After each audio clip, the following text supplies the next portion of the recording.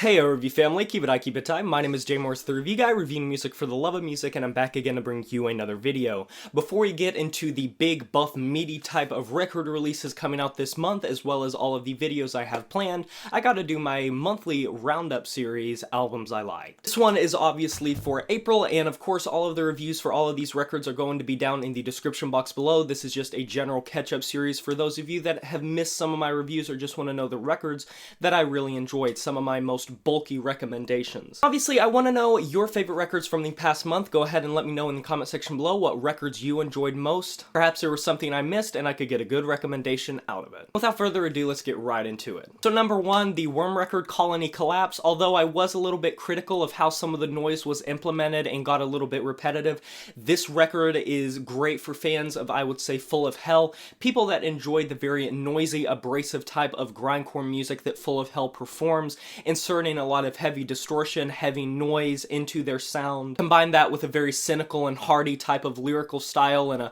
brutal type of vocal style, and you get a really great grind record that is very interesting. Worm has been releasing records for a while, but this is the first that has really clicked with me entirely, and I enjoy it quite a lot. Next up, by far my favorite record to drop last month would be the Serpent Column record, Endless Detainment.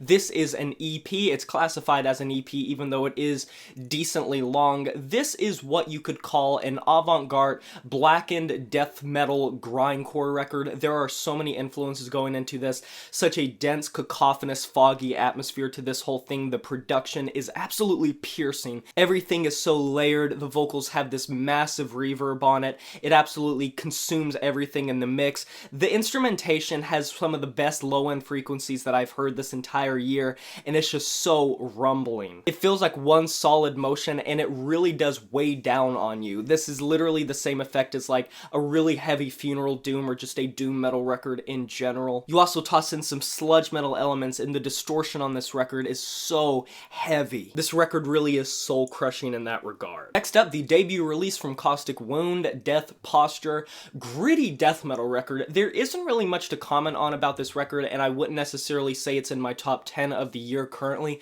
but it's still an extremely solid gritty death metal record that takes a lot of hints from the current wave of very raw death metal, Tomb Mold, Witch Vomit, Coffins, Mortiferum. Also think fans of like Cerebral Rot would get a lot out of this. Has a very rough sound to it, has that old school sound to it, but it does still seem updated enough to where it's not as muddied as some of these works that you're seeing from these Renaissance death metal artists. I don't think that it's as muddied as a lot of their sounds can be. I do have a complaint with a lot of those records sounding a little bit inaudible and hard to make out some of the instrumentation, but on this record I don't really see that being a major issue. So if you want a record that is just some great straightforward death metal, very gritty death metal, check it out. Really dug on the new Fiona Apple record, Fetch the Boltcutters.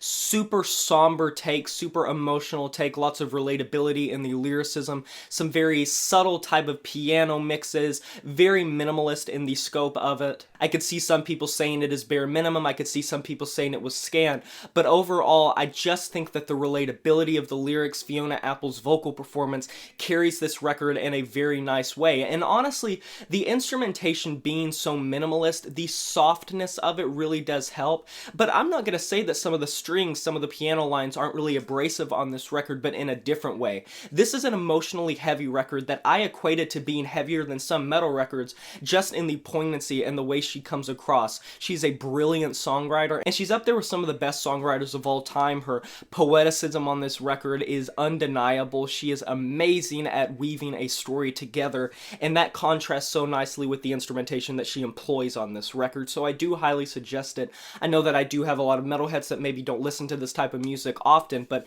if you want a great baroque pop and an art pop record that just really tugs at those heartstrings, check it out. I feel like you'll find something to relate to. Oranssi Pazuzu with Mestarin, Kynsi. Oddest record I've heard this entire year, I would say, and that has some challengers to it because I've heard some odd records.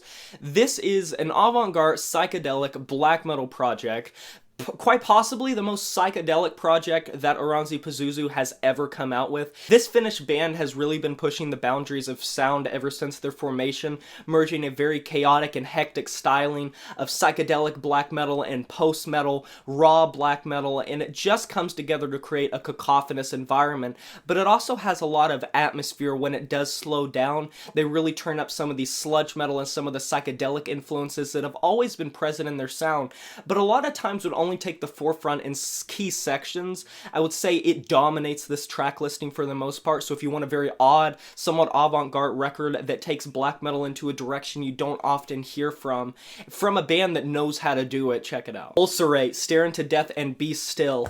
Not everyone is going to like Ulcerate. I understand that Ulcerate is an acquired taste, or just a taste that cannot be acquired in general. They have such a chaotic style. Their whole style centers around being disharmonious, being off-kilter, being jilted, being odd, not trying to conform, not being orthodox, being utterly atypical when it comes to death metal and avant-garde music. And the way they blend death metal, black metal, and avant-garde music is very interesting to me, and I just simply love how impenetrable all of their songs sound. Pretty much the only issue I had with this record was the track listing did drag on a bit. I think it could have been toned down a little bit, and I don't think anyone would have complained. Maybe some of the key moments could have been added in, and some of the more lackluster moments could have been trimmed down, because it is a very long record, and it can weigh down on you and settle in and bring a little bit of fatigue, but if that was the plan for the band, they nailed it. And obviously there were some records that did not get 8 out of 10s that I did enjoy quite a bit. I'm talking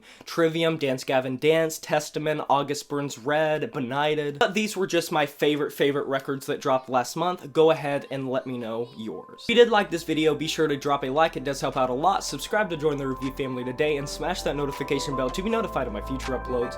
You know who it is, my name is Jay Morris, the Review Guy, and I'm signing off saying, maybe we could both